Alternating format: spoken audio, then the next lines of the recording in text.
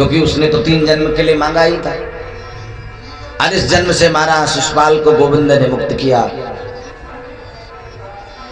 तुरंत महाराज परीक्षित ने सवाल किया, प्रश्न किया, क्या कि महाराज कल आप कथा सुना रहे थे कि हिरण्याक्ष को भगवान वाराह बनकर पधारे, कल्याण किया, लेकिन हिरण्याक्ष का जो भाई हिरण्याकश्यप था उसका क्या हुआ? आज जैसे ही प्रश्न किया तो महाराज सुखदेव जी मुस्कुराए और कहा, महाराज हिरण्याकश्यप ने प्रतिज्ञा किया कि उस नारायण को तो छोड़ेंगे नहीं, और महाराज उनसे बदला लेने के लिए ब्रह्मा जी की साधना करने के लिए आज घर से निकला। तो जो उनकी धर्म पत्नी थी माता कयाधु, वो भगवान की बड़ी भक्त थी। तो जब हिरण्याकश्यप जाने लगा तो माता कयाधु ने भगवान से निवेदन किया, कहा, प्रभु जरा पति देव को समझाइए, बताइए आपसे बैर कर रहे हैं, मैं समझाऊंगी तो मेरी बात मानेंगे नहीं, इसीलिए आप कुछ kariye। तो भगवान ने आज माता कयाधु की बातें सुन ली और आज माता कयाधु की बातें भगवान ने सुनी। आज हिरण्याकश्यप जहां तप के लिए गया, जिस जगह पर बैठा और बैठ करके जैसे ही शुरू किया, महाराज ओम ब्रह्माय नमः, ओम ब्रह्माय नमः, भगवान की कृपा महाराज एक तोता आ गया। जहां पे वो तप कर रहे थे वहीं पे एक तोता आया और नारायण नारायण रटने लगा कि नारायण हरि नारायण हरि नारायण हरि नारायण नारायण हरि नारायण हरि नारायण हरि नारायण नारायण हरि नारायण हरि नारायण हरि नारायण नारायण हरि नारायण हरि नारायण हरि नारायण नारायण हरि नारायण हरि नारायण हरि नारायण।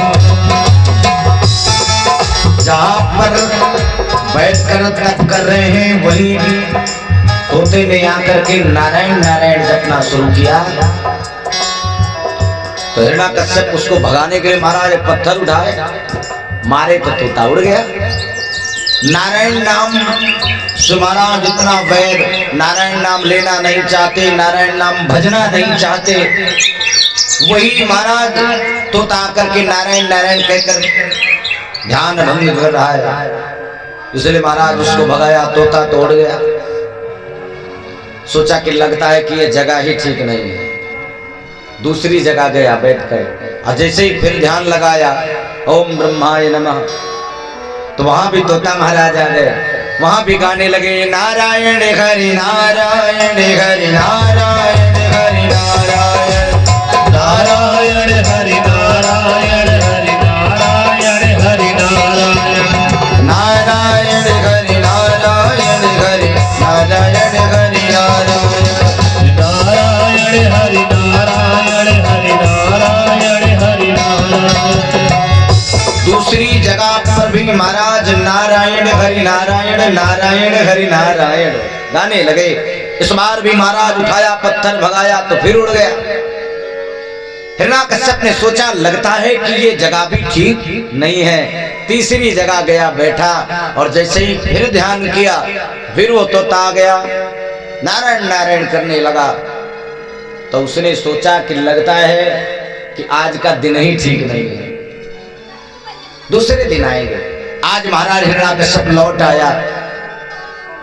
लौट के आया तो आते ही माता कयाधु ने नहीं पूछा कि आप क्यों लौट आए।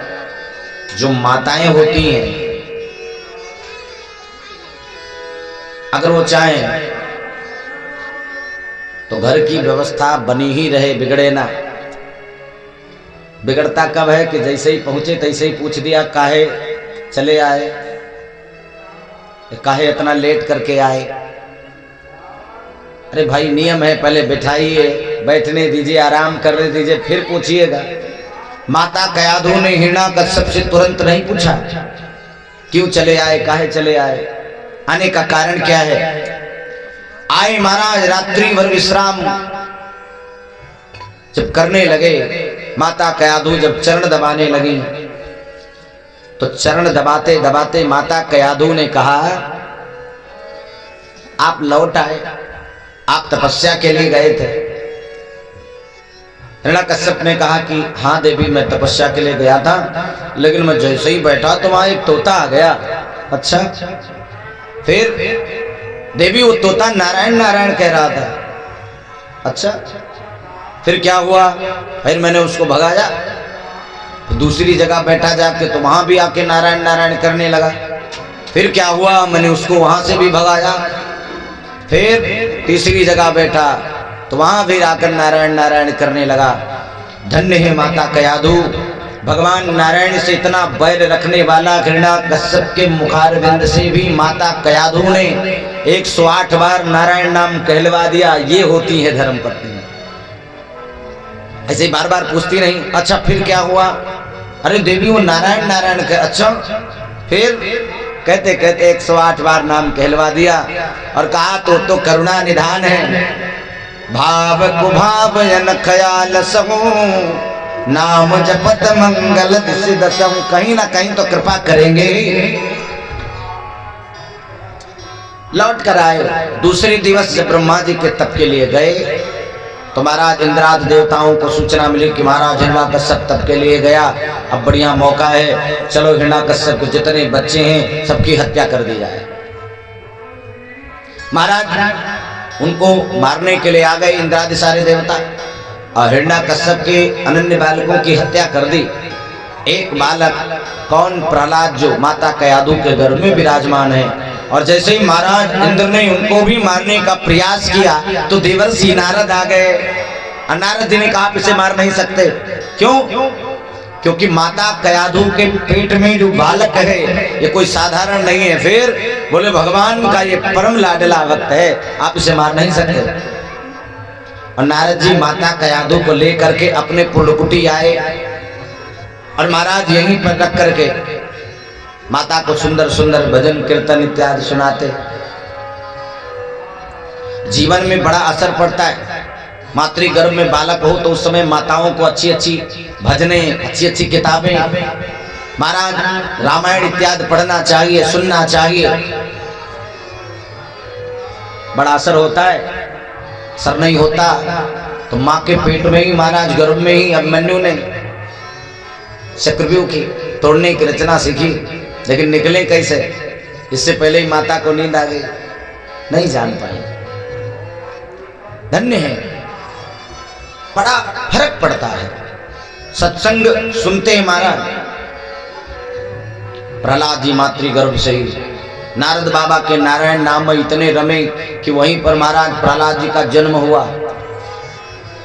हिरण्यकश्यप जब तपस्या करके वापस लौटा, सूचना मिली कि हमारी धर्मपत्नी तो नारद जी के कुटी पर है। लेने आए, बाबा को धन्यवाद किया, लेके आए। बेटा बड़ा हो गया। अब बड़े प्यार से पूछते हैं हिरण्यकश्यप, नारद बाबा के कुटी पर इतना दिन रहे प्रहलाद, क्या सीखा तुमने? प्रहलाद जी जैसे इतना सुने तो मुस्कुराए, तो कहा कि पिताश्री, मैंने तो बाबा के कुटी पर एक ही चीज सीखा है। क्या? बोले, बाबा तो कहते हैं कि आदि सनातन हरि अविनाशी, आदि सनातन हरि अविनाशी, सादा निरंतर घट घट वासी, सादा निरंतर। पिताजी, हरि व्यापक सर्वत्र समाना, हरि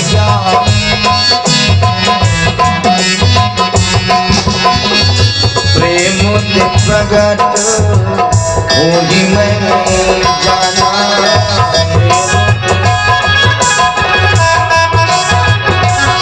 मैंने तो देवर्षि नारद जी के मुखारविंदों से सुना है कि भगवान प्रेम पर रिश्ते हैं। तो पिताजी, आप काहे नारायण से बैर करते हैं? आप भी प्रेम करिए ना, उनको भजिए। अरे हिरण्यकश्यप ने कहा, बताइए। जो मेरा शत्रु है उससे महाराज विजय प्राप्त करने हेतु मैं तप के लिए गया, इतनी शक्तियां प्राप्त करके आया, लेकिन उसका क्या मतलब निकलता है जब घर में ही शत्रु पैदा हो गया। शत्रु का समर्थन करने वाला शत्रु ही तो है। हमारी बेटा जिस नारायण से मैं बैर करके बैठा हूं, मेरा बेटा उसी का नाम ले रहा, बताओ क्या करे।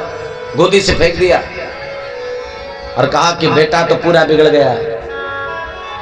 तुरंत महाराज शुक्राचार्य जी को सूचना भिजवाई और कहा कि बाबा ले जाइए अपने गुरुकुल में, हमारी राजनीति सिखाओ इसको, समझ में नहीं आता।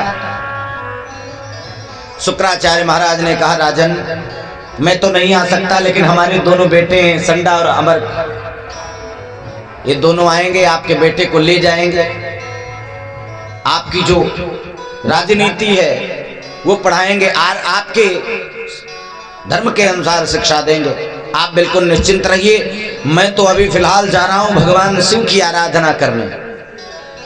अब उनके दोनों बालक संडा अमर का है, दे दिया, प्रहलाद जी को ले जाओ, देखना नहीं चाहते। प्रयास करना कि दोबारा नारायण नाम ना ले। गुरुकुल लेके आए तो प्रयास तो गुरु जी का यही होता है कि बच्चा पढ़ ही ले। अब बहुत प्रयास करते हैं संडामर्ग महाराज। 1 वर्ष व्यतीत हुआ। आज माता कयाधु को बड़ी याद आ रही है प्रहलाद जी की। माँ तो माँ होती, पुत्रो कुपुत्रो जाए क्वचिदथ कुमाता न भवत।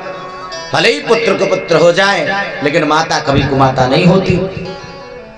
माता का हृदय याद गया महाराज। आज कहते हैं कि स्वामी जी प्रहलाद जी की बड़ी याद आ रही है। मैं सोच रही हूँ कोई बुला लेते, थोड़ी देख लेती मैं। पुत्र मोह। महाराज हिरण्याकश्यप ने कहा ठीक है, सूचना भिजवा दी। अब संडा अमर दोनों लेके आए प्रहलाद जी को। माँ ने खूब लाड प्यार किया। पिताश्री महाराज गोदी में बिठा करके प्रहलाद से बड़े प्रेम से पूछते हैं बेटा गुरुजी ने क्या सिखाया। अब प्रहलाद जी कह रहे हैं गुरुजी ने जो सिखाया वो तो मैं विशेष नहीं जान पाया पिताश्री, लेकिन एक बात मैं जान गया हूं। क्या बोले? श्रवणम कीर्तनम विष्णु अस्मरणम पाद सेवनम अर्चनम वंदनम दास्यम साख्यम आत्मनिवेदनम। नवधा भक्ति जीवन में उतारी है हमने, और हम सोच रहे इसमें से एक आप भी ले लीजिए। अब पिताश्री को भक्ति कौन का है? पिताश्री का तो भ्रिकुटी एकदम चढ़ गया। दूर फेंके संडा अमर को बुलाए, यही पढ़ाए हो? वाह, पता चला कि खूब मन लगा के पढ़ाए हो। अब तुम्हारे सुधारने से प्रहलाद सुधरने वाला नहीं है। बंदी को बुलाया, इधर आओ। बोले लेके जाओ, कारागार में डाल दो प्रहलाद को। 1 हफ्ते बिना भोजन के रहेंगे, बुद्धि सुधर जाएगी। लेके गए महाराज, कारागार में डाल दिए। प्रहलाद जी वहां है, वहां भी मगन है, वहां भी महाराज मगन है, वहीं भजन गा रहे हैं। जिसको भेजते जाके देखो 2 दिन हो गए, कुछ मलिनता आई चेहरे पर। और जब देखने आते महाराज तो देख रहे हैं प्रहलाद जी तो भाव से आनंदित होकर के गा रहे हैं नारायण हरि नारायण हरि नारायण हरि नारायण हरि नारायण हरि नारायण हरि नारायण। कीर्तन का इतना बड़ा प्रभाव है कि जो भी देखने आता है वही मगन होकर नाचने लगता है।